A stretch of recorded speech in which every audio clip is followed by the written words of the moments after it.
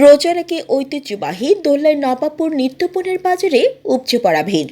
কচুয়া প্রতিনিধি আহসান হাবিব সুমনের পাঠানো তথ্য ও ভিডিও চিত্রে দেখুন বিস্তারিত। দরজায় কড়া নাড়ছে রমজান। এ উপলক্ষে চান্দিনা উপজেলার ঐতিহ্যবাহী দোল্লার নবাবপুর ছোট মুদি দোকান থেকে শুরু করে পাইকারি দোকান ও সুপার শপে ও কাঁচা বাজারেও ক্রেতাদের উপচে পড়া ভিড় দেখা গেছে। ক্রেতাদের বেশিরভাগই নিত্যপণ্যের তালিকা হাতে নিয়ে এসেছেন। তাদের তালিকায় আজ মাছ, মুরগি, গরুর মাংস, ছোলা, মুড়ি, খেজুর, ডাল, চিনি ইত্যাদি বেশি প্রাধান্য পাচ্ছে। অন্যদিকে সকাল থেকে ক্রেতার চাপ বেশি থাকায় বিক্রেতাদের ঠিকমতো দাম ফেলার ফুরসত নেই। শুক্রবার 14 ফেব্রুয়ারি চান্দিনা উপজেলার ঐতিহ্যবাহী দোল্লার নবাবপুর কাঁচা বাজার সহ নিত্যপণ্যের দোকান ও আশেপাশের বিভিন্ন এলাকা ঘুরে দেখা যায় বেশিরভাগ ক্রেতাই রমজান উপলক্ষে বাজার করছেন। রোজা রেখে বাজার করতে কষ্ট হবে, তাই আগেভাগেই নিত্যপণ্য ও কাঁচা বাজারের প্রয়োজনীয় পণ্য কিনে নিচ্ছে।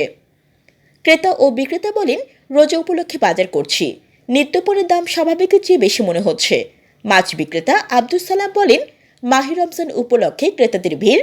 নবাবপুর বাজারে প্রতিদিন রূপচাঁদা, সুরমা ও ইলিশ মাছ সহ বিভিন্ন রকমের মাছের চাহিদা রয়েছে। পুজ নামে একজন ক্রেতা বলেন, আমরা ছোটবেলা থেকে বাজারে নিত্য প্রয়োজনীয় জিনিসপত্র ক্রয় করে থাকি এ দোল্লায় নবাবপুর বাজারে।